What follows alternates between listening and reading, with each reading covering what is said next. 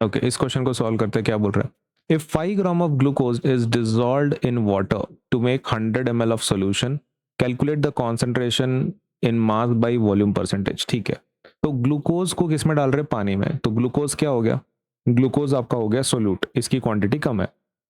और वाटर क्या हो गया, वाटर हो गया सॉल्वेंट आपका, है ना।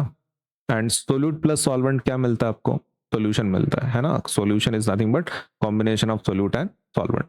तो ठीक है, सबसे पहले हम लोग लिख लेते हैं ये ग्लूकोज का मास लिख लेते हैं, ठीक है। Okay, let us write down the mass of glucose first. Okay, तो ग्लूकोज का मास कितना है, ग्लूकोज का मास है 5 ग्राम। ग्लूकोज का मास कितना है, 5 ग्राम, सही है ना। अब ये ग्लूकोज कौन है, सोल्यूट है, राइट। ओके, तो अपन इसको क्या लिखेंगे, मास ऑफ सोल्यूट बोल देंगे अपन इसको। क्या बोल देंगे, मास ऑफ सोल्यूट बोल देंगे। ठीक, ये हो गया पहला। अब दूसरा है ये 100 ml। 100 ml क्या है, 100 ml सोल्यूशन बोल रहे हैं। 100 ml क्या बोल रहे हैं, सोल्यूशन बोल रहे हैं, मतलब it is not solvent, direct solution की बात कर रहे हैं। ठीक है, तो अपने लिए तो अच्छा ही है। ओके, क्या लिखना है आपका, आपका भी यहाँ पे वॉल्यूम ऑफ सोल्यूशन। हम वॉल्यूम क्यों लिख रहे हैं, मास क्यों नहीं लिख रहे, क्योंकि ml में दिया है ना, ml मतलब मिलीलीटर, राइट, मतलब वॉल्यूम की बात कर रहे हैं आप। यहाँ पे ग्राम में दिया था, ग्राम मतलब मास में होता है, तो अपन ने उसको मास लिखे, लेकिन ये वॉल्यूम में होने की वजह से अपन क्या लिखेंगे, अभी वॉल्यूम लिखेंगे। तो वॉल्यूम किसका, वॉल्यूम सॉल्यूशन का। ओके, सॉल्यूशन का लिखना है कि सॉल्वेंट का लिखना है, उन्होंने खुद बोला है ना 100 ml सॉल्यूशन, सॉल्वेंट नहीं बोल रहे। ठीक है, तो वॉल्यूम ऑफ सॉल्यूशन कितना है, 100 ml है, बराबर है 100 ml। नाउ अपन क्या करेंगे, निकालना है अपने को concentration in mass by volume percentage, ये निकालना है। ठीक है, तो we will solve it. Mass by volume percentage आपको निकालना है, राइट।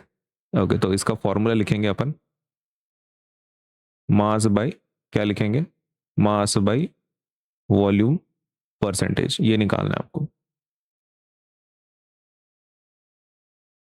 ओके, तो यहाँ पे न्यूमरेटर में क्या होना चाहिए, देखो न्यूमरेटर में होगा मास, न्यूमरेटर में होगा मास, और नीचे क्या होगा, नीचे होगा वॉल्यूम। ये समझ में आया, मतलब जो पूछा है वही लिखना है, मास ऊपर वॉल्यूम नीचे। मास बाय वॉल्यूम बोला है, बाय का मतलब डिवीजन, तो ऊपर मास नीचे वॉल्यूम, लेकिन वॉल्यूम किसका होना चाहिए, सॉल्यूशन का, नीचे का सॉल्यूशन का होना चाहिए। और ये मास किसका होना चाहिए, ऊपर का, ये सोल्यूट का होना चाहिए। ठीक है, तो सोल्यूट का भी है अपने पास और सॉल्यूशन का भी है।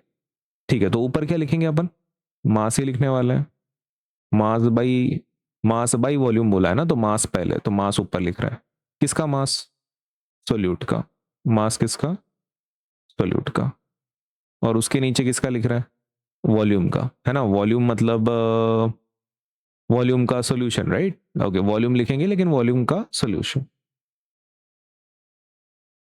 Volume of what, solution, solution का वॉल्यूम।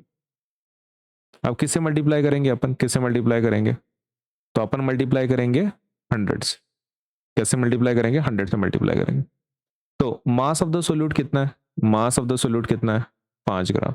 ओके, तो वी विल राइट डाउन 5 ग्राम। ठीक, वॉल्यूम ऑफ द सोल्यूशन क्या है, वॉल्यूम ऑफ द सोल्यूशन क्या है, 100।